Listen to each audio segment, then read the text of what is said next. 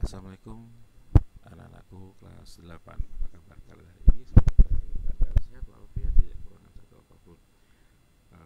Kita tetap dalam keadaan ceria, keluarga kita semua dalam keadaan sehat, tetap jaga prokes seperti biasanya supaya nggak akan lama lagi kita bisa PTM. Oke, oke anak-anakku. Pak Iman ingin menyampaikan materi setelah PTS kemarin, yaitu materi bab 5, di mana materi bab kelima ini adalah kita membahas tentang Sumpah Pemuda di dalam rangkaian Bhinneka Tunggal Ika, ya. Nah, di sini di materi ini yang ingin Pema sampaikan pertama adalah tentang sejarahnya, di mana Sumpah Pemuda itu adalah momentum kebangkitan pergerakan kebangsaan secara nasional, tapi momentum keduanya, di mana momentum pertamanya adalah pergerakan nasional yang dimulai tahun 1908 saat berdirinya Budi Utomo, ya. Jadi ini adalah momentum keduanya. Lalu Sumpah Pemuda itu yang diperingati oleh kita semua, yaitu setiap tanggal 28 Oktober itu adalah tonggak sejarah di mana lahirnya perjuangan pemuda-pemudi Indonesia untuk memperjuangkan kemerdekaan bangsanya pada tahun 1928. Oke. Selanjutnya, selanjutnya rumusan Sumpah Pemuda yang kita kenal, ya, yang kami putra Indonesia berbahasa satu, dan selanjutnya itu ditulis oleh seorang tokoh yang sangat luar biasa, adalah Mr. Muhammad Yamin. Nah, beliau ini menulisnya pada secari kertas yang diberikan kepada Mr. Sugondo, ya, ketika Mr. Sunaryo ini sedang berpidato di hadapan Kongres Pemuda Tanah Air. Oke. Selanjutnya, nah, gagasan penyelenggaraan Kongres Pemuda kedua, atau nanti kita kenal dengan Sumpah Pemudanya hasilnya. Kongres Pemuda kedua itu berasal dari ide dari PPPI, atau Perhimpunan Pelajar Indonesia, yang beranggotakan dari pelajar-pelajar dari seluruh Indonesia, dari seluruh Nusantara saat itu. Nah, Kongres Pemuda kedua ini dihadiri dari berbagai organisasi, anak-anakku. Ya, contohnya adalah organisasi kepemudaan yang namanya adalah Jong Java. Lalu ada juga organisasi kepemudaan yang namanya Jong Batak. Ada juga organisasi kepemudaan yang namanya adalah Jong Sumatera Nembon. Ada juga Jong Ambon dan wakil-wakil organisasi kepemudaan lainnya. Bisa dilihat dari namanya, Jong Java adalah organisasi kepemudaan yang isinya adalah orang-orang pemuda-pemuda dari Jawa. Lalu Jong Batak ada juga orang-orang Batak, Jong Sumatera Nembon dari orang-orang Sumatera, ada Jong Ambon, nanti juga ada Jong Celebes dan lain-lainnya. Oke. Nah, selanjutnya sebelum Kongres Pemuda kedua, ya, yang pada tahun 1928 itu sudah diadakan terlebih dahulu adalah Kongres Pemuda pertama, di mana ini berlangsungnya adalah di Jakarta pada tanggal 30 April sampai tanggal 2 Mei 1926. Di dalam kongres itu mereka membicarakan pentingnya persatuan bangsa. Karena apa? Tanpa persatuan dan kesatuan, Indonesia nggak akan bisa merdeka, menurut mereka seperti itu.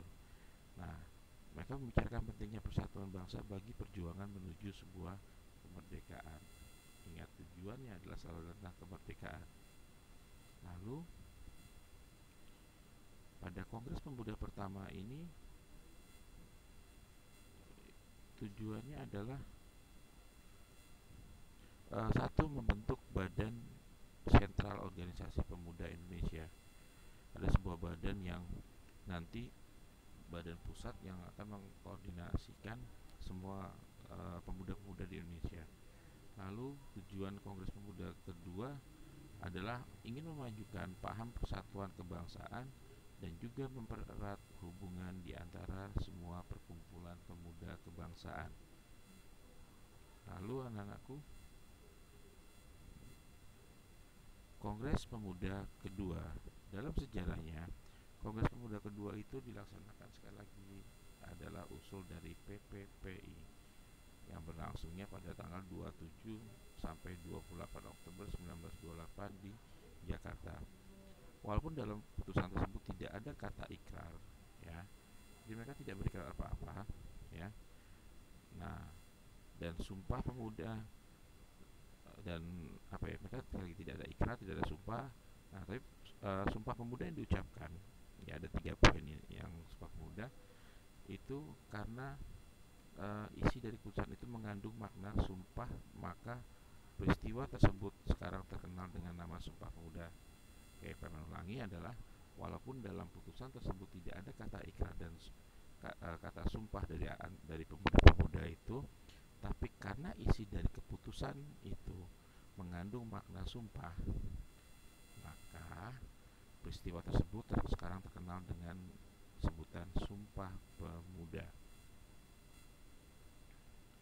Nah, di dalam Sumpah Pemuda yang pertama adanya ikrar, di mana pada rapat pertama pada tanggal 27 Oktober 1928 di Gedung Katolike Jogenligen atau KJB di Waterloopplein atau lapangan benteng yang diketuai oleh Sugondo atau Mr. Sugondo tadi. Muhammad Yamin berpendapat ada 5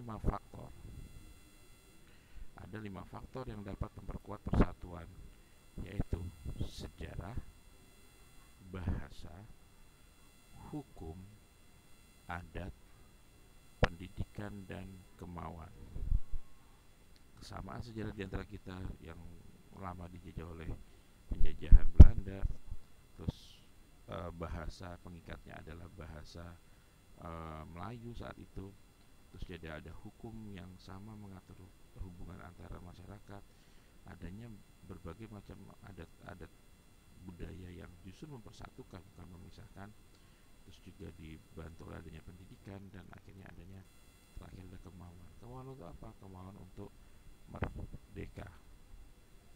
Lalu pada rapat kedua pada tanggal 28 Oktober 1928 di gedung Osjapa Bioskop, kalau lihat namanya mungkin itu gedung bioskop ya, dibahas mengenai pendidikan yang disampaikan oleh Purnomo Wulan dan Sarmidi Mangun Sarpono.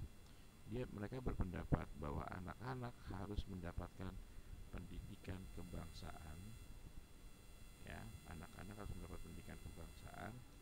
Terus juga harus ada keseimbangan antara pendidikan di sekolah dan di rumah, serta anak didik secara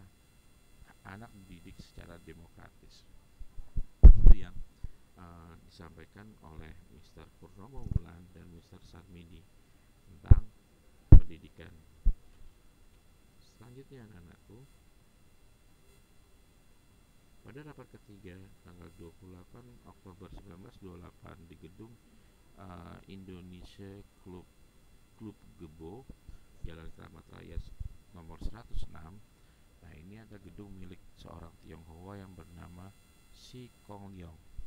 Nah, sekarang menjadi Museum Sumpah Pemuda. Jadi kalau kalian ke Jakarta, gedung itu atau rumah itu menjadi gedung atau Museum Sumpah Pemuda saat ini. Nah, pada rapat ketiga ini membahas mengenai pentingnya nasionalisme dan demokrasi yang disampaikan tadi oleh Mr. Sunario dan Mr. Ramalan. Dia menyampaikan juga bahwa menjelaskan tentang gerakan kepanduan tidak bisa dipisahkan dari pergerakan nasional. Jadi kalau dulu Pramuka atau HW itu namanya adalah gerakan kepanduan.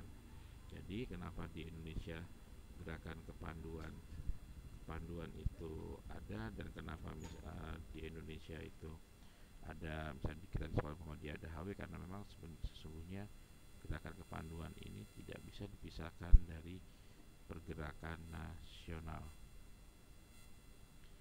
Lalu sebelum kongres kedua ditutup, maka diperdengarkanlah lagu Indonesia Raya, yaitu karangan dari Wage Rudolf Supratman atau kita mengenal dengan nama W.R. Supratman, yang diiringi oleh biola yang sangat indah pada saat itu, tapi saat itu belum ada syairnya. Begitu dulu anak-anakku untuk pertemuan kali ini, penjelasan tentang sejarah terjadinya Sumpah Pemuda dari Kongres Pemuda pertama, terus Kongres Pemuda kedua. Nah, untuk minggu depan akan kita lanjutkan materi dan penjelasan berikutnya. Berharap kita berdoa sama-sama semoga minggu depan kita sudah bisa PTM, dan berharap sekali lagi Corona di Yogyakarta bisa turun, level PKM kita bisa turun dan kita bisa ketemu lagi. Terima kasih anak-anakku. Pak Iman Akhiri. Wassalamualaikum warahmatullahi wabarakatuh.